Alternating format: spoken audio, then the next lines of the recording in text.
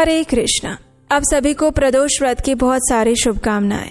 आज प्रदोष का व्रत है और शुक्रवार को है, इसलिए आज के इस प्रदोष व्रत को शुक्र प्रदोष व्रत के नाम से भी जाना जाएगा। भगवान शिव और माता पार्वती की कृपा आप और आपके परिवार पर सदैव बनी रहे, यही प्रार्थना करते हैं। आज वरा द्वादशी का भी अत्यंत पावन दिन है। ऐसे में भगवान श्री विष्णु और भगवान शिव सदैव आपके जीवन में हर प्रकार के सुख, समृद्धि, स्वास्थ्य और उनकी भक्ति लेकर आए। इसी कामना के साथ चलिए आज की शुक्र प्रदोष व्रत कथा का श्रवण करते हैं। आइए आज की शुक्र प्रदोष व्रत कथा आरंभ करते हैं। श्री सूत गोस्वामी ने कहा, हे ऋषिगण, ये अत्यंत प्राचीन समय की बात है। एक नगर में 3 मित्र रहते थे। उन तीनों के अंदर घनिष्ठ मित्रता थी और ये 3 मित्र में से एक राजकुमार था, दूसरा द्विज कुमार यानी कि ब्राह्मण का पुत्र था और तीसरा वणिक था।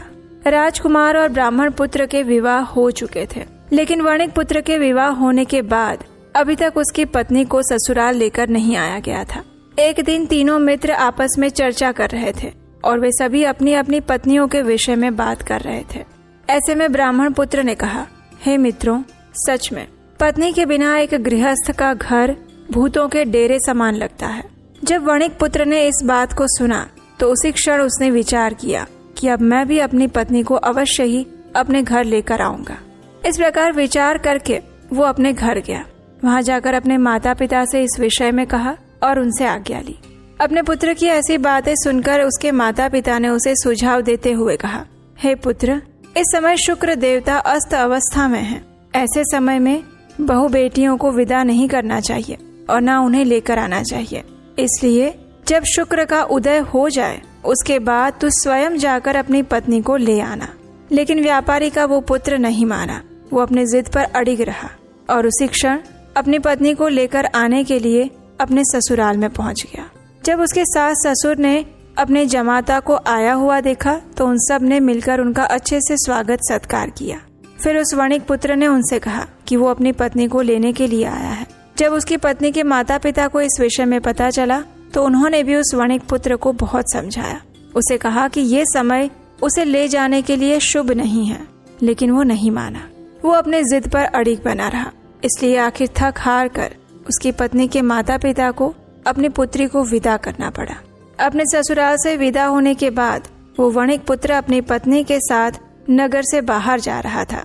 मार्ग में जाते हुए उसकी बैलगाड़ी का एक पहिया टूट गया और जो बैल था उसका भी पैर घायल हो गया था और इस कारण से नीचे गिरने की वजह से उसकी पत्नी को भी शारीरिक पीड़ा उठानी पड़ी। इसके बावजूद भी उन्होंने आगे चलना यथावत जारी रखा।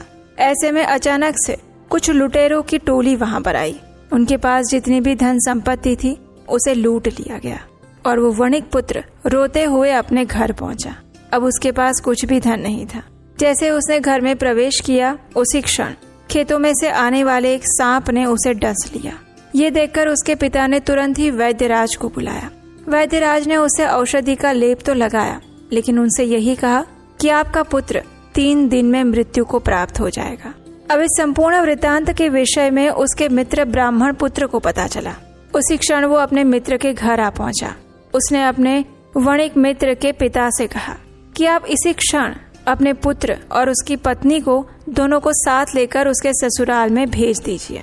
वास्तव में मेरे मित्र ने शुक्र अस्त के समय में अपनी पत्नी को यहाँ लेकर आकर बहुत बड़ी भूल की है और इसी कारण से उसे इन सभी दुर्घटनाओं का सामना करना पड़ा है। अगर इन 3 दिनों से पहले उसकी पत्नी अपने ससुराल में पहुँच जाएगी तो उसका जीवन बच सकता है।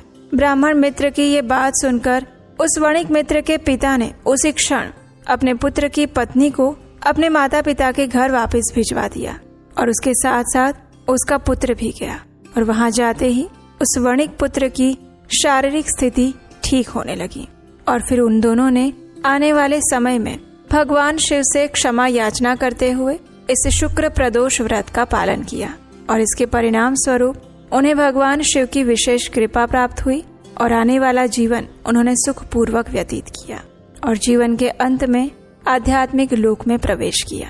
तो ये थी आज की शुक्र प्रदोष व्रत की कथा। आशा है आज की कथा आपको अच्छी लगी होगी।